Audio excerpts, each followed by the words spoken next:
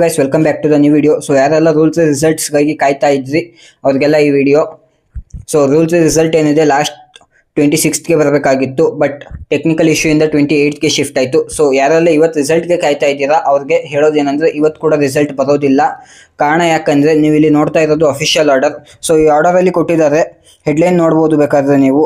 GDS rules online transfer cycle October 2025 revise schedule of activities ಅಂತ.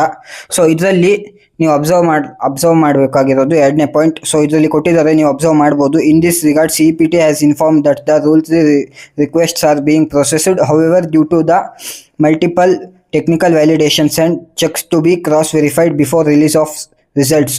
Therefore, the final list of approved transfers is expected to be finalized and released by 3/12/25.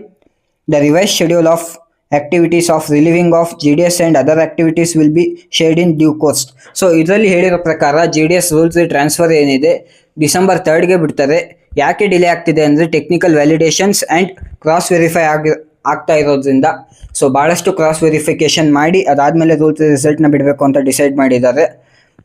So ಯಾರೆಲ್ಲ rules ರಿಸಲ್ಟ್ಸ್ಗೆ ಕಾಯ್ತಾ ಇದ್ರಿ, so December 3 ತನಕ ಕಾಯ್ರಿ, ಅವತ್ತಿನ ದಿನ result ಬರುತ್ತೆ.